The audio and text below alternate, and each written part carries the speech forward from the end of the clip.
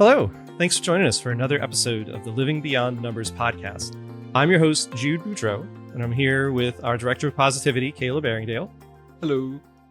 And we've got two very special guests today, two of our team members who are client service specialists, people who often work behind the scenes, maybe don't show up on a lot of your calls or meetings, but are here making sure things go right when we're dealing with your money and handling things with your investments. So today we've got Marisa Hardwick from our Chicago office. Hi, Jude. Hi, Caleb. Happy to be here. Oh, wonderful. Yeah. Excited to have you, Marisa. And then Blake Murphy-Skelley from our Moline office. Hello. Hey, welcome, Blake. So we're excited to share a little bit more about what y'all do and how you view things within the firm. So we'll have a fun conversation today. So can you just share with us real briefly and with the people who are listening, just if you had to describe to somebody outside, like what do you do within the firm for your clients? What would you tell them? How would you talk about this to someone who doesn't know what your roles are? So, if I were to explain essentially what a client service specialist, we are part of ops as a whole within the company, but our role specifically is to assist clients with all of their investment account needs, whether that's opening accounts, processing distributions. Currently, we're in our RMD, which is a required minimum distribution. We call it RMD season, which is our busy season, since we do have that end of year deadline. And we just kind of are a bridge between, I guess, client needs and then actual planners. So planners often come to us and say, where are we with opening this account or processing this? And we can just give them that information straight from the custodian, which I think is pretty unique. And we'll often be the ones who help contact the client in regards to a rollover. So we'll help call into the custodian and help roll over those accounts to their new TPC accounts. So yeah, and as as a planner, obviously most of my job is sitting here with clients, and I understand how these accounts work, obviously, but it's so critical for us to rely on, we've got 4 people who are, customer service specialists and work with our custodians to make sure the account things happen right, because there's so many specifics and details of how things change from time to time. So it's so great. We have really talented group of specialists whose sole role is just to focus on those things and make sure that things happen right more than fixing things that might happen wrong. Otherwise, if I were left to trying to do paperwork on my own, for example, every time I try to help, I feel like I make things worse. So I try to just stay out of the way as much as I can. So is there a part of these things that happen behind the scenes that maybe you wish clients knew about, that you think would be interesting for them to know, or that they'd feel some comfort in knowing was happening for them? I don't know if I want them to know, but we put out a lot of little fires, I think. I think the part that I would want them to know is that we're constant, when there are those issues or little fires, we're constantly trying to find solutions. And I think I take pride and our team takes pride in going through all of the possible solutions or actually applying them and then not having to involve the client until we absolutely have to, or just telling them things have been accomplished. So that definitely is a behind the scene daily thing. But I think that's what our clients appreciate, that they can come to us with an issue and then know that, okay, we're going to figure it out without having to involve them more than they need to be.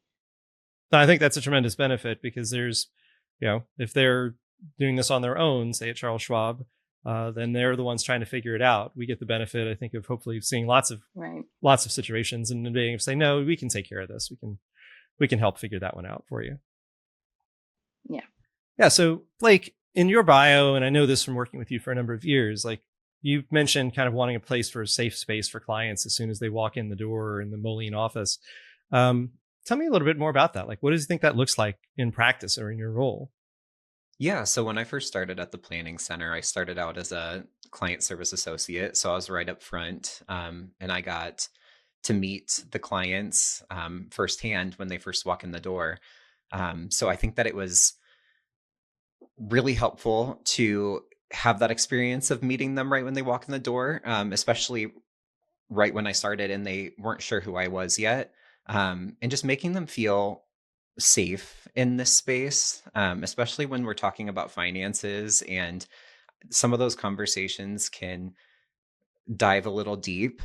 So I think that the most important thing is just to make them feel relaxed, feel like they're at home in a way, and like they can trust us. So I think that can, spread from just asking them about their day, how their vacation was, or even just offering them a beverage when they walk in the door.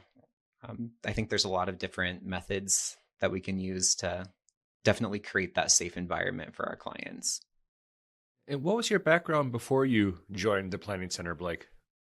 I worked at a bank, was my previous position before here. And I thought that I knew a lot about finances when I first came in here. And then when I started at the planning center and started seeing more of the details regarding the accounts that we work around, I quickly found out that there was a whole other side of the financial field. Mm-hmm. Before banking, I worked in customer service. I worked at a grocery store. I also worked in restaurants. So I feel like that helped me kind of prepare for where I'm at now and being able to handle customer service as well as I can. Yeah. I almost feel like everybody should have to work at like a restaurant or a hotel for a brief period of time. Like you just learn so much about people and dealing with, emergencies, big and small. There's so much learning that comes out of that. Marisa, why don't you share a little bit about your background too? How did you end up at the Planning Center? Yeah, so I actually started off in healthcare. I was working in physical therapy. That is what I went to school for, but I soon found out that that was not where I needed to be. uh, I did take a couple classes related to like business, marketing, finance while I was still in college. And I was just like, okay, this is my other route. I really enjoyed it and I felt I was good at it. So I was like, let me just put my foot out there and see what happens. And I found the planning center and I've been here just made 2 years in September. So I was coming from a realm where I had very little knowledge of financial advisement or wealth management at all. So I was really just trying to learn as much as I could, soak up as much as I could, and just like work my way up. I started as a CSA, which is our client service associate, and then moved into the client service specialist position and have just been every day learning more and more and like just trying to expand my understanding because it's really fascinating. So I'll say that about both of you. You've only been here a couple of years, and yet it feels like you've been here like forever, just because not it only in your does. knowledge, but also the way you've become so part of the company and how many clients rely on you guys. It's amazing that it's only been a couple of years. I think that just speaks for the company's atmosphere too. I feel like it's been made a very comfortable place for, and I'll speak for myself, for us to work with. And when you first start at a place, you want to feel welcomed, and that's exactly what I felt when I started at TPC. Well, that's amazing. I think that's kind of our role as people who are, you know, everybody, how we make a team feel or something.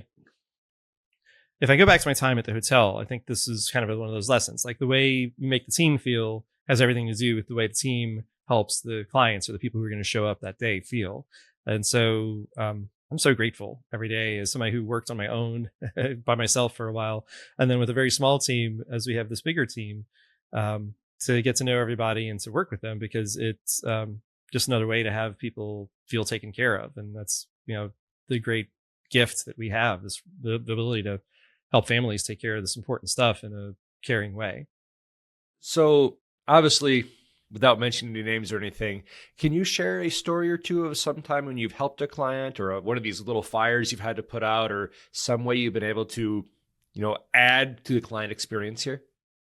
Yeah, so within my first year at TPC, a client who was related to a previously established client of ours was inquiring about services because their spouse had passed away.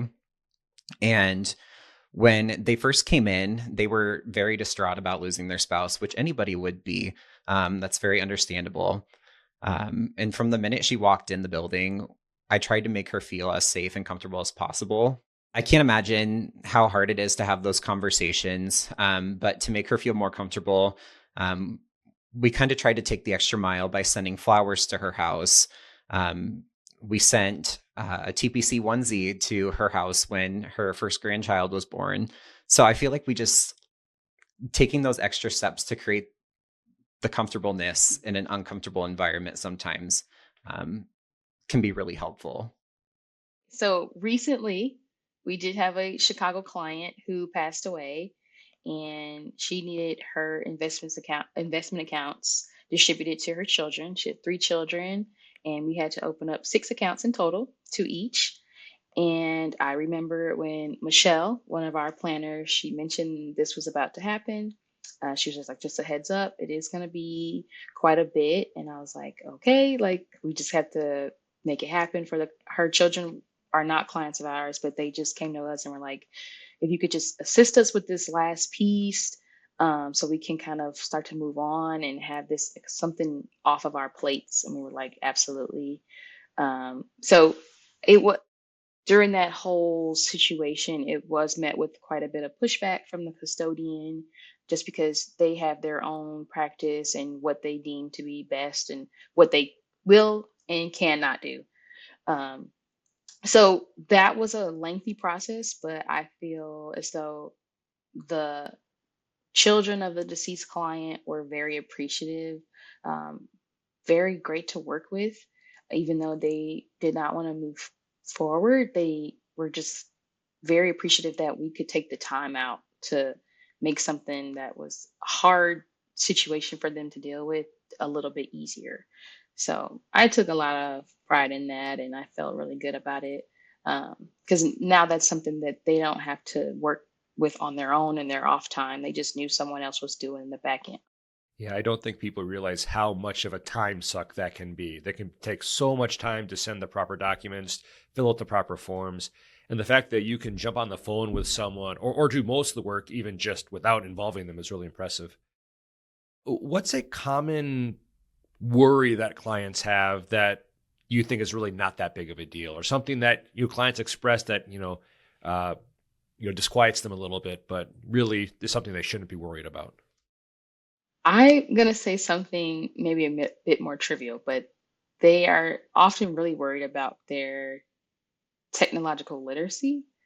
And I always assure them that it's not going to be the end of the world. And I will happily jump on a Zoom, jump on the phone, help guide them through whatever needs to be done, or on the computer, whether that's approving something that needs to be signed by at a custodial level, or even just signing into an account. It just something that I think sometimes people can be somewhat ashamed of, and it's not anything to be ashamed of. I do agree with Marissa about the technological literacy. But I've also been told by some clients that they're a little worried about maybe sending us their social security number or more in-depth documents with more personal information. But all I can do to reassure the client is that we have our measures in place, we have our security in place. Your information is safe when you upload to those platforms that we request that information. Well, that's great. I kind of final one about the way you help clients. What's something you do that you think makes a big difference to clients that they might not even realize? That maybe is even a small task for you, but has a big impact on the clients' lives. I just tend to remember little things. I don't, in Chicago, we don't get to see a ton of clients in person. I think that was kind of a drop off after COVID, and a lot of clients opted to do more virtual meetings. So when we do get to see people in person, especially some of our regulars, I do like to have those quick conversations before they go back for their meeting, and kind of catch up where we left off and ask them about, what's going on with your family, if they moved, like how did that go, how did they like their new place, just a more personal level, because I think so often in our role, most client outreach is technical. It's for their accounts. It's not personal. We're not asking so much about like what'd you do last summer? So I think those little moments in between, where I can establish a more personable uh, link to them, that's where it comes in handy. Yeah, I agree with Marissa about um, checking in with the clients regarding their vacation or how their lives are going. I also think from like a work standpoint, just continuing to follow up with clients regarding outstanding tasks or action items that need completed. There's a lot of appreciation that comes from the client's end, that's been presented to me just because some of those emails are easy to get lost in the abyss of emails that exist within many people's inbox. And I try to follow up quite a bit just so, it can be at the top of their email chain um, all the time. And I've gotten positive feedback about that from clients themselves. Yeah, I think of like our industry as a whole, so much of it, especially in like a larger custodian or a larger environment, no one knows who's actually helping them, right? It's just the nameless customer service rep, right? But the really thing, like in my experience, that I like about this is that you know the clients, they know you. You're able to have these questions with them because you are at least frequently having these conversations. So it's I think it is something that is different about us that I think clients really enjoy. Yeah, and in a way, I think it adds to like the security too, right? If we're, you've been having these conversations with the client and you know what's going on. If something out of the blue comes through, you all are on the front lines. You see those notifications, and so you can let the planner know or somebody else know, like, hey, this doesn't seem quite right. Do you know if Joe and Jane were trying to do this thing? I think it goes a long way to making sure everything is safe for those families. I definitely agree. Right. So, and I think it's come up in this conversation, right? As a firm, like we're trying to provide people with excellent service and really kind of be, in that front foot with them and, trying to address things as they come up or before, perhaps even. Is there a way you see like that put into practice? Like that's not just like a buzzword, but something that you find we're doing that helps clients in advance? Yeah, I'll go off what Blake was just mentioning, just with our follow up, um, especially where we are seasonal wise now during RMD season. There is a ton of follow up from us, from the planners, from our CSAs, where clients need that because they're just so inundated with so much coming at them because so much has to be done. So I think by being that link where like, okay, they can rely on us for something to be done, it's really important and really beneficial that I think maybe not a lot of people get, and that's why they like our company and our company's culture, because not only are we committed to providing a service where they can trust that we're doing the best for them financially, they're trusting that we're doing the best for them personally as well. I definitely agree with Marissa. I think excellent service means that we go above and beyond for the client. Um, I feel like we not only approach each individual situation with care and follow through, but we also bring a level of empathy and understanding to each individual situation and client. I feel like we genuinely care about our clients and want to see the best possible outcome and result for them. For me personally, I like to keep clients in the loop throughout any process that we have. So if there's a rollover or a transfer or an account opening, I like to keep them in the process just so they are also in the know. Yeah. And also, we want to make the experience as simplistic as possible for the client as well. Maybe talk briefly about just kind of like that thing with a rollover, right? It seems like a simple idea. I want to move this money from one place to another. But as we all know on this call, like there's a lot of things that can happen within that, and it's going to take some time. So, any things you wish clients knew, like if they're going about transferring some money, like what should they be aware? What should they expect that's going to come their way? Typically, it really depends on the custodian that we're rolling it over from. Some will require additional paperwork. A lot of custodians still send checks throughout the mail to the client's home address. So once they receive that, they will either have to send that to one of our offices or drop it by an office. But we like to typically keep them in the know regarding that. So if additional paperwork is required, to process the rollover, I like to always just continue the follow up with them and just let them know where we're at in the process of that. Yeah, I think we go above and beyond with the communication for rollovers. Like I know personally, I after I get off the phone with the custodian and I still have the client on the phone with me, I'll just reassure them like not only am I going to send them a follow up with everything we accomplished during the call, but also just to forward me any correspondence they receive from the contra firm, if they have any questions, if they need to talk to their planner about this again, just so they feel the most at ease as possible. Because I think Blake and I have even been on rollover calls together where, we've gotten hit with curveballs where they're like, we've gotten to the end of the rollover and they're like, actually, no, we don't want to do this because we're not comfortable yet. And we're like, yep, like, let's stop. We want you to feel supported and you to absolutely understand why this is happening. So we'll start from ground zero, no issue.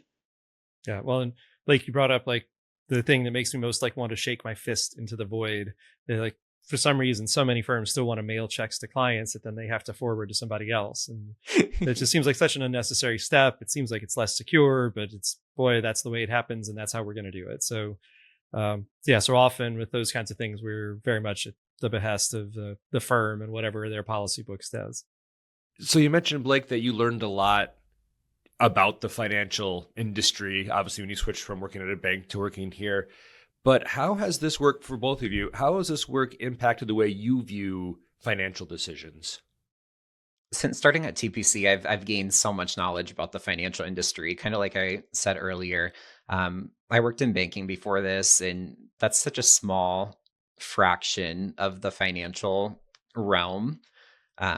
So going through and talking to planners about just the bucket process of having three separate buckets, that has helped me even tremendously.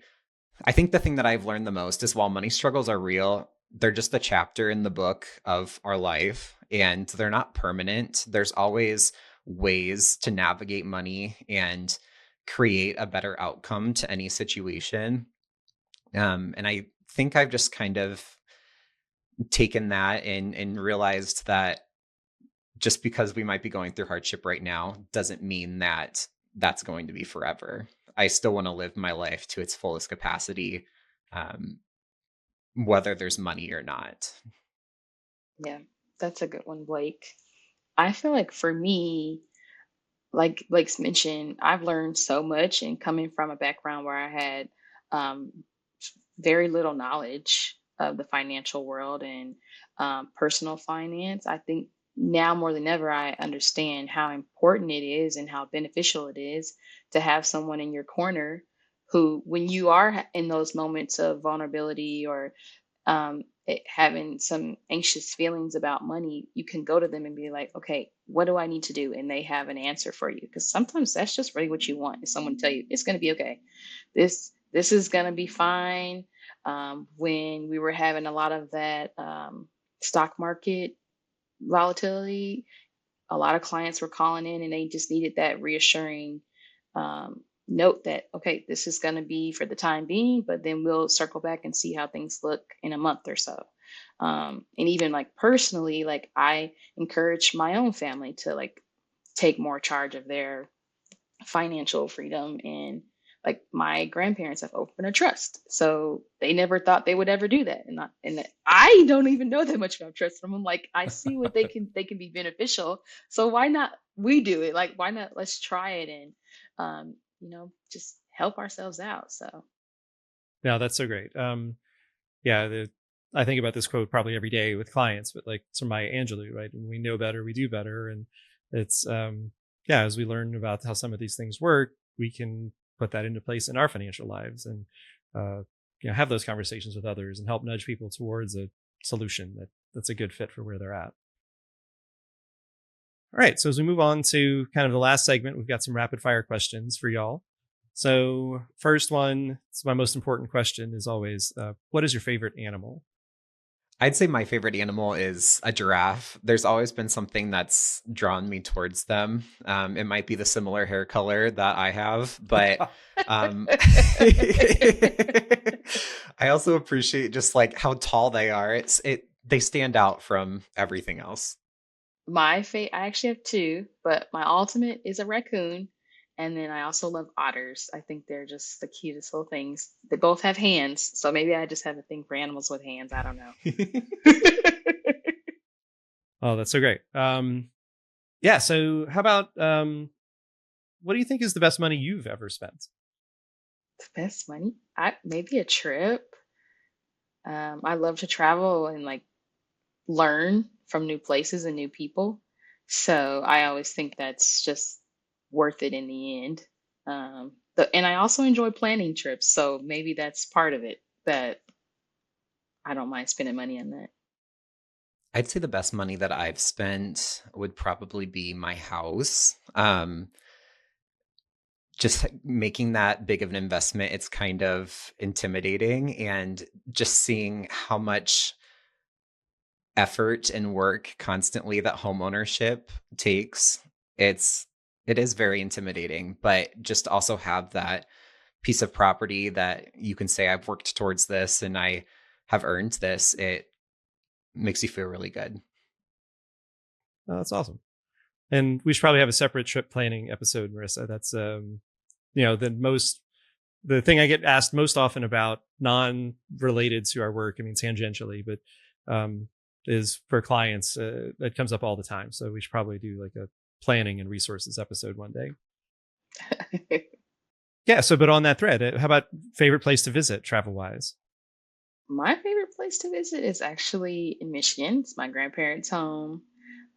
It always was. You could feel it, but they would always say it too. Like, this is your home too. This is your second home. We would go there every summer for a couple weeks, and sometimes that would be the only time we got to see them because we live in Chicago. Um, and you just cherish that growing up, like year after year. You look forward to it.